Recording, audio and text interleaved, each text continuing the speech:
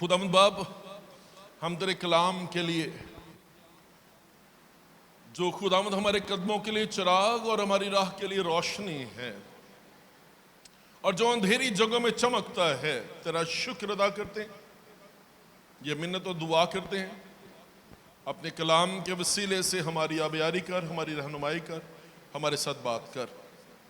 खुदावंद अपने पाक रूह को हमारे दरमियान में उंडेल दे खुदा, ताकि तेरे रूहुल कुद्स के वसीले से हम तेरे कलाम को समझने के काबिल हो सके।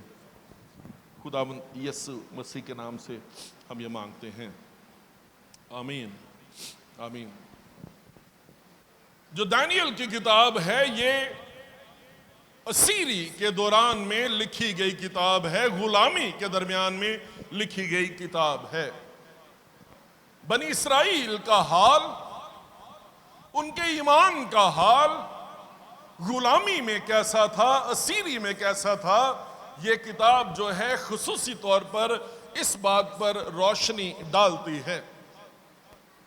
और आप अगर इस बात को महसूस करें तो यूं मुझे महसूस होता है जैसे कोई फिल्म जो है वो चल रही है। यर्मिया का सहीफा जो है वो असीरी में जाने से पहले जो बनी इस्राइल की हालत थी, जो बनी यहूदा की हालत थी, उसका बयान जो है वो यर्मिया नबी के सहीफे में किया गया है। सो असीरी से पहले का जो सीन है वो आपको यर्मिया के सहीफे में मिलेगा, लेकिन अब सीन जो है वो चेंज होता है और जो असीरी के दौरान में किताब लिखी गई है, जो मंजर हमें नजर आता है वो मंजर आपको दानियल की किताब में मिलता है। 586 कबल अज़ मसीह में 586 BC में नबुकदनेस्सर बादशाह ने यरूशलेम पर हमला किया और उसने हैकल को जो है तबाह बर्बाद कर दिया और लोगों को, यहूदियों को असीर बनाकर वो बाबल में ले गया। हम नहीं जानते कि दानियल और सदरक और मीसक और अबदनजू, ये जो चार लोग हैं, इनकी बैकग्राउंड के बारे में नहीं जानते। जब ये अपने मुल्क में से चले हैं तो क्या ये पहले से एक दूसरे को जानते थे या एक दूसरे से वाकिफ थे? क्या ये पहले से एक दूसरे के दोस्त थे? बेल्शस्सर, दानियल, सदरक और मेशक और अबदनजू, क्या ये चार लोग पहले से एक दूसरे से वाकिफ थे, एक दूसरे को जानते थे या नहीं जानते थे? हमें इस बात का नहीं पता।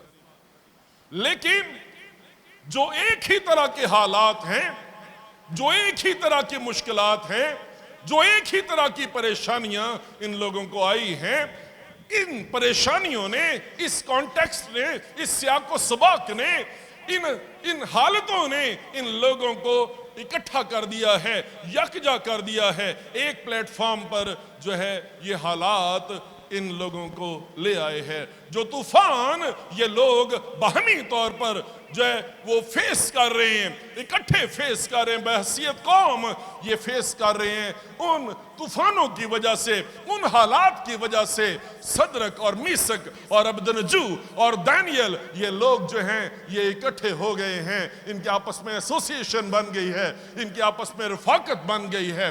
हालात के बायस खुदा के लोग इकट्ठे होते हैं। समझ आ रही?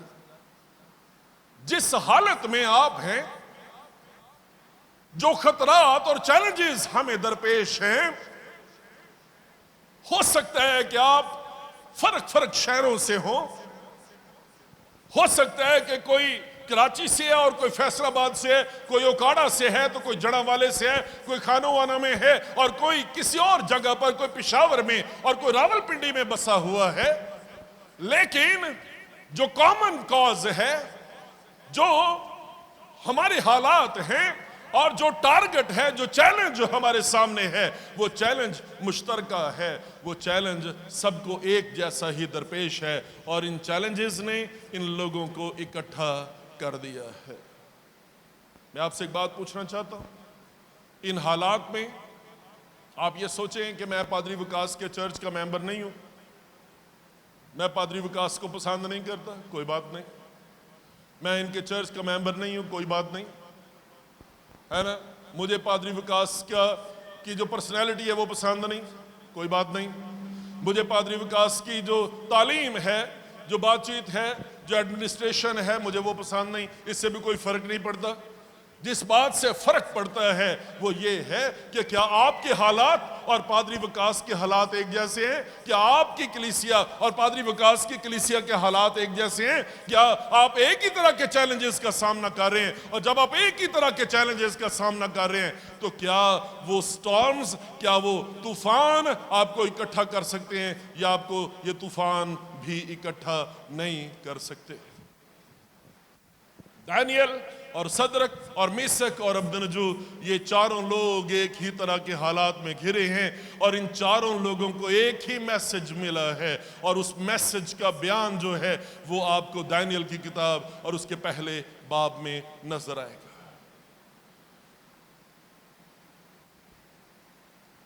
चारों लोगों के एक ही मैसेज मिला है और वो मैसेज ये मिला है कि हम अपने आप को डिफाइल नहीं करना चाहते, हम अपने आप को नापाक नहीं करना चाहते, हम शामिल नहीं होना चाहते, हम ये काम नहीं करना चाहते। और उस सबब से इन चार लोगों का नाम मेंशन है, इन चार लोगों का नाम लिखा है। उन्होंने कहा कि हम ये जो बातें हैं ये हम इन बातों के साथ कॉम्प्रोमाइज नहीं करना चाहते। दानियल, सो आप लोग, मैं आपसे एक बात पूछना चाहता हूं। ये तूफान, ये हालात, ये परेशानियां, जो कुछ आप स्क्रीनों पर देख रहे हैं और वीडियोस पर देख रहे और अपने मोबाइल्स में देख रहे, और जो हालात कलीसिया के और पासबानों के हो रहे हैं और जहां पे हमारे सियासी लीडर्स खड़े हैं और जहां पे हमें चैलेंजेस का सामना है और जहां पे हमारे मजहबी लीडर खड़े हैं, क्या ये तूफान और बहरान आपको एक प्लेटफॉर्म पर ला रहे हैं, आपको इकट्ठा कर रहे हैं, या आप अभी तक जो है डरे सहमे, है ना, सिमटे हुए आप कोनों में लगे हुए हैं?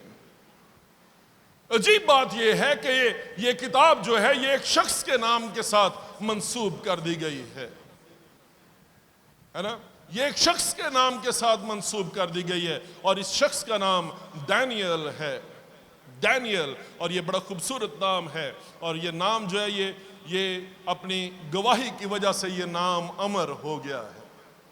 अपने स्टैंड की वजह से ये नाम जो है ये अमर हो गया है। अजीब बात ये है कि दानियल का मतलब है खुदावंद मुंसिफ है, खुदावंद जज है, खुदा जो है वो इंसाफ करता है, ये दानियल का मतलब है।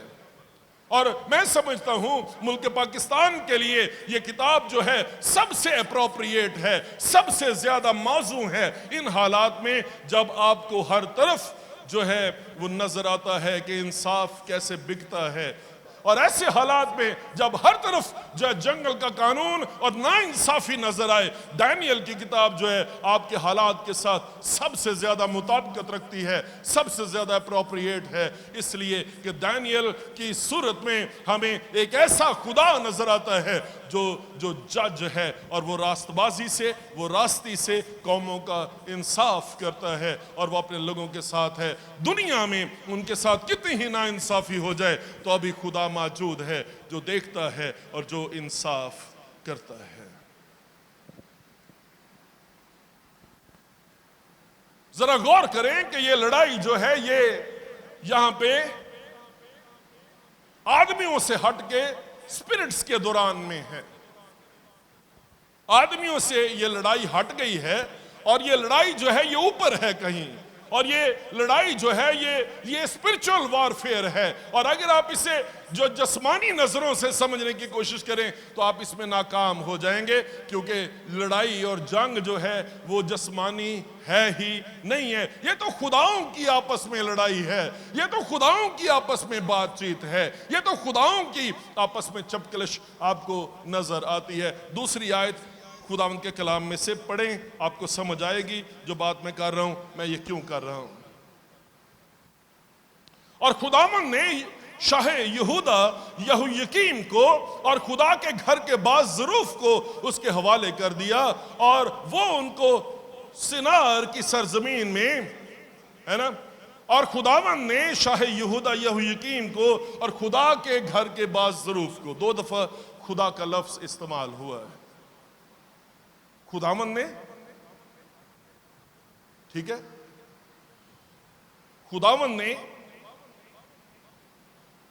शाह यहूदा यहोयाकीम को, समझ आई, इस्राएल का जो बादशाह है, यहूदा का जो बादशाह है, उसे और बाज ज़रूफ को खुदावन ने खुदा के घर के ज़रूफ को, बाज ज़रूफ को, सबको नहीं, सारे ज़रूफ को नहीं, बाज ज़रूफ को, खुदावन ने खुदा के घर के बाज ज़रूफ को जो है वो शाह यहूदा और शाह यहूदा यहोयाकीम को और ज़रूफ को शाह बाबल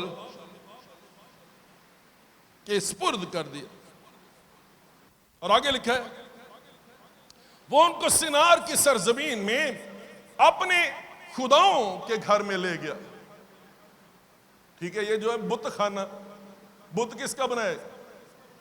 और असल जुबान में, अगर आप इब्रानी जुबान में और इसके असल तर्जुमे को देखें तो वो अपने खुदाओं के घर में जो है वो ले गया है, और फिर उसके बाद उसने अपने खुदा के खजाने में उन्हें दाखिल किया है, खुदाओं के घर में ले गया है और अपने खुदा के घर में उसने दाखिल किया। सो दो दफा जो है इस्राएल का खुदा, बाइबल का खुदा है, उसका जिक्र है दो दफा कि खुदावन ने शाह यहूदा यहोयाकीम को और खुदा के घर के बाज ज़रूफ को, समझे, दो दफा खुदा का जिक्र है, और दो ही बार दूसरे खुदाओं का जिक्र है कि वो अपने खुदाओं के घर में और अपने खुदा के पास जो है वो उन ज़रूफ को जो है वो ले गया है, शाह यहूदा यहोयाकीम को ले गया है।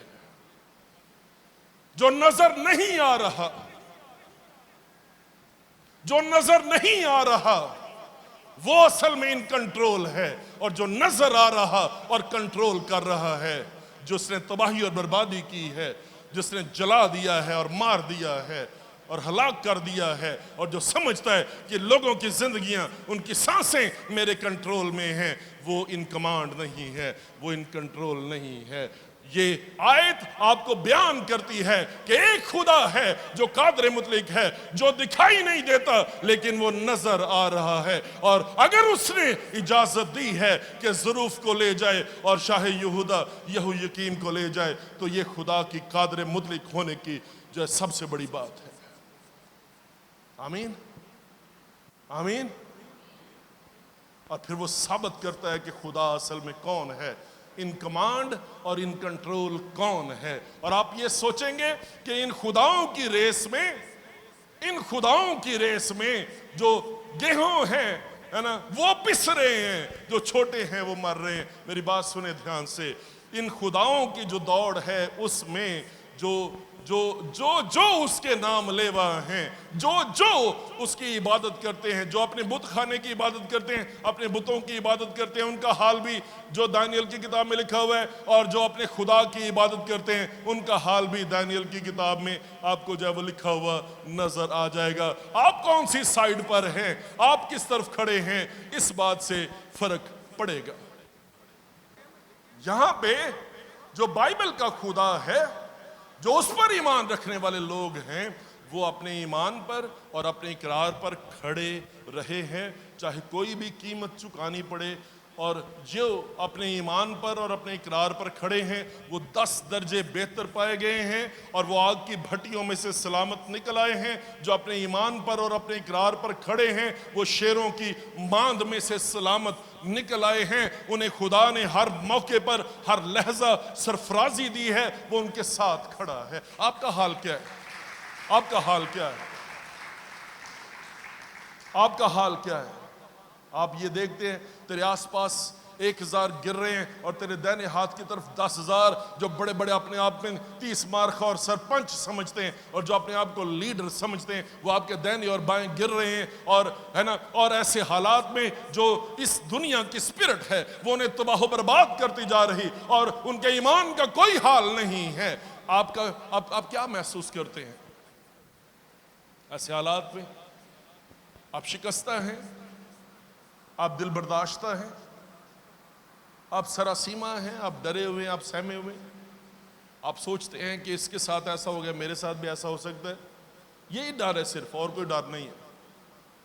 सिर्फ यही डर है जो हमारे लीडरों को भी है, मैं अपने आप को बचा लूं, मैं अपने खानदान को बचा लूं, बस इससे ज्यादा आगे सोच है ही नहीं हमारी। जब आप ये सोचें कि जो बड़े बड़े बादशाह हैं वो गिर गए हैं, उनका ये हाल हो गया है, वो असीर हो गए हैं, तो मेरा क्या बनेगा? ऐसे हालात में दानियल की किताब जो है वो आपको बताती है कि दानियल और सदरक और मिसक और अब्दनजू, ये लोग जो अपने ईमान पर किस तरह से खड़े रहे हैं। आमीन। आगे चलो। इन लोगों के पास जो एक आजमाइश है, और जो आजमाइश इन पर आई है वो ये है कि इनकी तरबियत जो है वो शाही तरीके से होगी। जो आजमाइश आई है वो ये है, वर्स्ट सिचुएशन इनके लिए है। और मैं आपको ये कहना चाहता हूं, जो बेस्ट ऑफ द बेस्ट हैं, जो सबसे बेहतरीन हैं, है ना, ये लोग जो हैं ये रुले खुले नहीं हैं, ये पढ़े लिखे लोग हैं, ये बासर लोग हैं, ये इंतहाई खूबसूरत लोग हैं, है ना। और बाइबल मुकद्दस को पढ़े, क्या लिखा है? बनी इस्राइल में से और बादशाह की नस्ल में से, शुरफा में से बेऐब जवान, ये शरीफ लोग हैं, बादशाह की नस्ल में से हैं, बेऐब जवान हैं, खूबसूरत हैं, हिकमत में माहिर हैं और हर तरह से दानिश्वर हैं, और ये लोग साहिबे इल्म हैं। जो बेस्ट ऑफ द बेस्ट हैं वो खुदा के लोग हैं। जो बेस्ट ऑफ द बेस्ट हैं वो हमेशा यीशु मसीह को जानने वाले लोग हैं। आमीन। जो बाइबल के खुदा को पूछते, जो बाइबल के खुदा को जानते हैं, वो हमेशा सर होते हैं, वो कभी दुम नहीं होते। आप क्या समझते हैं ये घाटे का सौदा है कि आप मसीह घर पे पैदा हो गए और आप मसीह हैं? या पर बड़ा जुल्म हो गया कि आप मसीह घर में, मसीह एड्रेस पर पैदा हो गए, आप अनफिट और मिसफिट महसूस करते हैं? कि जो बेस्ट ऑफ द बेस्ट हैं वो बाइबल के खुदा को पूजने वाले, बाइबल के खुदा को जानने वाले हैं। और जो बाइबल के खुदा को जानने वाले हैं वो साहिब इल्म होते हैं, वो खूबसूरत होते हैं, वो बेऐब होते हैं, वो हिकमत में माहिर होते हैं, वो हर तरह से दानिश्वर होते हैं, है ना। वो और उनमें लियाकत होती है और वो शाही खानदान से उनका ताल्लुक होता है, वो रॉयल प्रीस्टहुड हैं, वो शाही कहनों का फिरका है और उन्हें खुदा ने बरगुज़ीदा किया है, उन्हें खुदा ने चुना है, उन पर उसका मसा है, उन पर उसका हाथ है। आप लोग बेस्ट ऑफ द बेस्ट हैं। आपसे बेहतर, आपसे ज्यादा खूबसूरत, आपसे ज्यादा अच्छा, आपसे ज्यादा हसीन, आपसे ज्यादा टैलेंटेड और कोई, आपसे ज्यादा हिकमत में माहिर और कोई है ही नहीं। इस सोच को अपने ज़हन से निकाल। आप ऐसे ही काले रंग के बारे में फिक्रमंद और रंगानु दफा करो, ये खूबसूरत होना चाहिए, है ना। और हमारी चाल यीशु मसीह के साथ होनी चाहिए। और इससे बड़ी इज्जत, इससे बड़ा इस्तेहकाक, इससे बड़ा रुतबा मेरे लिए और कोई नहीं है कि मैं मसीही हूँ और मैं मसीही खानदान में पैदा हुआ। इससे बड़ी बात मेरे लिए, इससे बड़ा इस्तेहकाक मेरे लिए और क्या हो सकता है? आमीन। I am the best of the best. आमीन। लेकिन जो सर्कमस्टेंसेस हैं वर्स्ट ऑफ द वर्स्ट हैं, जो हालात हैं वो इंतहाई बदतरीन हैं और मैं इंतहाई बेहतरीन हूं। अब जो इंतहाई बेहतरीन है वो इंतहाई बदतरीन हालात में किस तरह से जिंदगी गुजारता है, ये दानियल की किताब में लिखा हुआ है। आप सबसे बेहतरीन हैं, आप सबसे खूबसूरत हैं, आप सबसे अच्छे हैं, है ना। लेकिन आप मुल्क पाकिस्तान में पैदा हो गए हैं, इंतहाई वर्स्ट सिचुएशन में आप पैदा हो गए हैं। ये है ना, और इंतहाई बेस्ट होते हुए इंतहाई वर्स्ट सिचुएशन में जिंदगी कैसे गुजारनी है, रहना कैसे है, खुदावंद में कैसे बढ़ना है, उसके साथ कैसे लिपटे रहना है, ये बात जो है, ये राज जो है, ये आपको दानियल की किताब जो है वो सिखाती है। और नौजवान बेटों और बेटियों, मैं आपको चैलेंज करना चाहता हूं कि आपने दानियल की सारी किताब को जो है वो पढ़ना है, और जब तक ये सीरीज जारी रहे, दानियल की किताब को हर हफ्ते बार बार पढ़ें और दानियल की किताब का मैसेज अपने अंदर लेना शुरू कर दे। क्योंकि दानियल की किताब किसी भी नौजवान के लिए जो इस जिंदगी, जो इस दुनिया में इस वक्त में 2023 में और 24 में जिंदगी गुजार रहा है, आपके लिए दानियल की किताब जो है वो टॉर्च की तरह है, लाइट की तरह है, रोशनी की मानिद है, जो आपको रास्ता दिखाएगी, है ना। आपको मुस्तकबिल तारीख नजर आता है, आप कहेंगे पढ़ लिख के कौन सी नौकरियां मिल जानी है, आप बेस्ट ऑफ द बेस्ट हैं और आप वर्स्ट सिचुएशन में, वर्स्ट हालात में आप जिंदगी गुजार रहे हैं, और इन हालात में आप किस तरह से कामयाब होंगे, कैसे आप जिएंगे, कैसे आगे जाएंगे। हर तरफ कॉम्प्रोमाइजेस हैं, हर रोज आपको समझौता करने के बारे में कहा जाता है, हर रोज आपको यह कहा जाता है कि बस सीट को स्वाप कर लो। यह समझौता दानियल की किताब में भी लिखा हुआ है।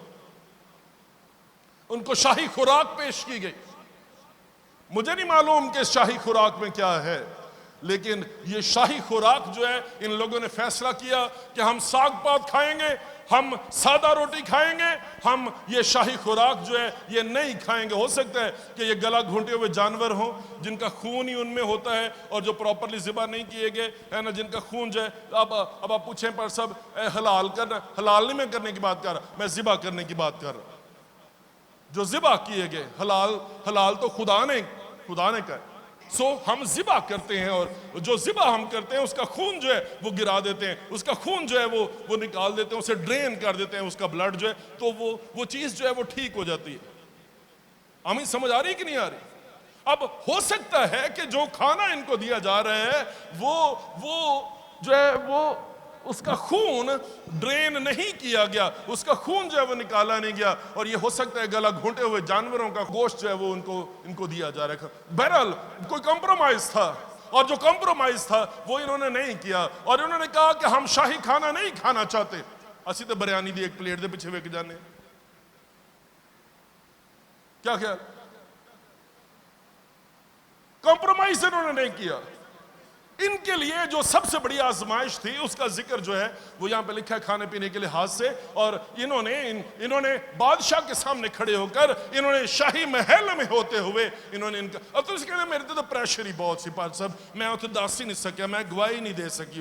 उत्थे काउंसलर बैठा सी ना, तो फिर मैं उन्होंने दस नहीं सकिया। तुसी काउंसलर के सामने छुई मुई हो गए जे, इतने दानियल सदरक मिसक अब्दुलनजू बादशाह के महल में वो उसके जो ख्वाजा सलाओं का सरदार अस्पंज है, उसको कहते हैं हमें ये खाना खाने से माजूर रखा जाए।